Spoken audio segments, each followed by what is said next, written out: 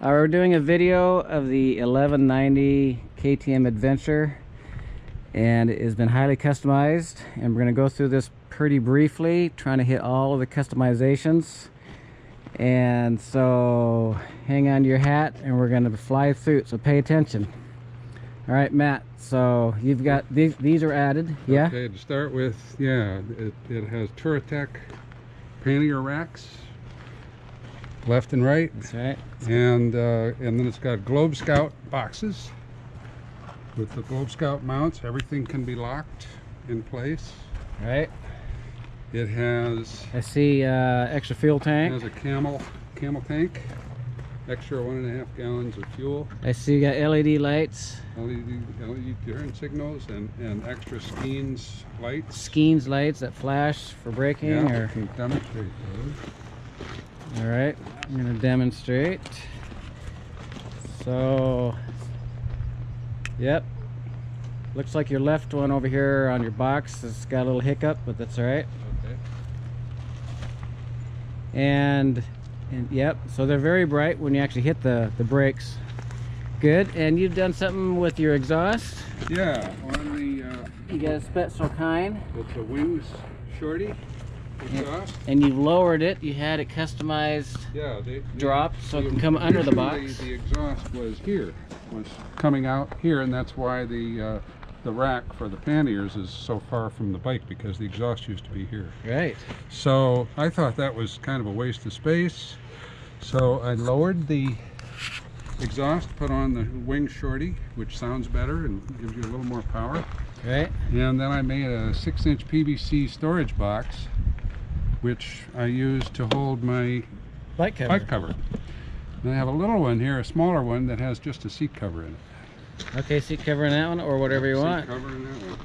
In order to fit that into this available space, I had to raise the turn signals on these plates. Oh, right. Good point. Okay. And I'm seeing obviously your custom day-long seat. Custom day-long seat. Russell day-long. Huh? Then we have a guard for the rear brake slave cylinder.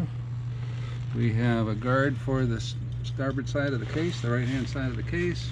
Guards for the pipe. Kept burning my pant leg. Pegs. These are Black Dog pegs. And Black Dog skid plate. And while we're talking about the skid plate, I took the passenger pegs off and made a custom mounting for them on the skid plate. That's the whole bracket and everything. The whole bracket and everything. Picked up the original Black Dog spot here. All I had to do was drill one hole, actually put one more hole in a compression tube here for support. All right. It's worked out absolutely perfect for highway pegs. Indeed. There's also a Black Dog oil cooler cover and upgraded hella horns. That's on each side. Each side. You've added some side visibility these are lighting. Black Dog covers to control a little bit of the header pipe heat that rises up here and cooks you if you don't have these. Yep. And they have the Rigid Industries side lights on there for extra visibility in parking lots and places like that. I see your heated gear Gear outlet there. Tank bag mount. And so if we keep going. Okay, we've got Highway Dirt Bikes Bark Busters. Very, very sturdy with the large size tapped in place, handlebar end bolts, extremely strong. Yes, and those are extras. Double take mirrors. This is a belt clip for an OtterBox. I drilled holes in it and mounted it to a ram mount so that I can have my phone right here. I see a double hinge ram mount. Yeah. Then I've got a Scott's steering stabilizer complete with some risers and anti-vibration mounts for the bars. Anti-vibration mounts. I have a Scott's oiler for the chain. It's an automatic electronic adjustable. Let's have a look. Oiler. I see the oil lines coming down, and they feed down into the chain. Yep. You can see on the inside of the chain there that it's getting oil. Oh, yes. It goes right down on the sprocket. Yep. Interesting. Okay. Okay, and then we have a Touratech locking mount for the Garmin 680T. We have a Valentine 1 radar detector with a remote visual alarm instead of the audible, because you couldn't hear the audible on a bike. Right. So when this goes off and flashes at you, you could look here and see whether the radar is ahead or behind or to the side, what kind of radar it is, and how many there are, because sometimes there can be 2 traps in a row. So you can see one, you know, if there's one forward, one behind, and it says 2, you just passed one and there's still another one, so look out. Look out. And then you got your tire monitoring. Tire TPS, monitoring, TPMS. tire pressure sensor. Yeah. And then I see here you've got your... That's a McCruise, an Australian aftermarket cruise control. Seems to work very, very well. So, and then over here is something very few people have seen. That is a Clake. It's a combination left rear brake and clutch. So this is the left brake, this is the clutch. Very, very light to use, 1-finger clutch. When you pull the left hand rear brake... So come over on the other side and demonstrate with the actual look. Okay, so this is the clutch, extremely light, yeah, easy to use. And if I use the left hand rear brake, like going down a steep dirt trail, something like that, if I don't want to stall the engine, I can adjust the amount that the clutch is pulled at the same time as that brake. Oh, they got cams in here. You can adjust it right here with this thumb screw. Oh yeah. How much overlap there is between the left-hand rear brake and the clutch, so you don't stall the engine when you lock up the rear brake. That's right. Double cylinders to it. Double cylinders. And you've done, well, okay, so over here you've got... Over here we've got a light bar in the front, extra visibility at night. That is intense. Rigid light bar. And since you're there, this is your... We also have a electronic...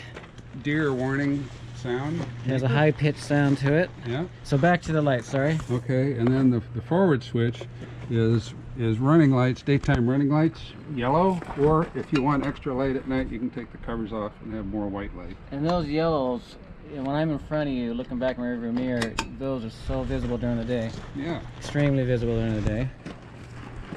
All right, and then you've done some extra wind blockage. Yeah, all that stuff is extra. This is a Madstad windshield with the X-Screen extra deflector on top, which works very, very well. Yep. And then I've added some extra panels, yeah, to increase the protection and the wind blockage.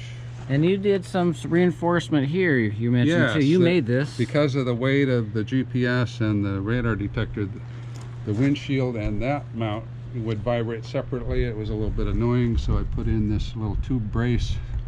Locks everything very solid, no more vibration. So now I'm gonna have you move to your suspension. The suspension. The wheels and suspension. Yeah, this bike was a 1190R with a 21 and 18 yeah wheel. And it turns out that the standard Adventure has this size wheels, and in fact these wheels that I put on are from the standard Adventure, which is a little bit more street oriented. It lowers the bike. It lowered the bike, let's say we went from 21 in the front to 19. So, yeah. And then in the rear from 18 to 17. So it lowered the bike a little bit, which made it handle better and much more comfortable to maneuver just because a little bit lower. And also the suspension was tuned by conflict and further lowered an inch or so by conflict. That's right.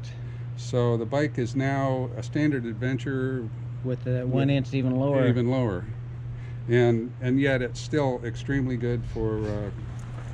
So what's is tubeless something that's? That's a KTM tubeless system. Okay.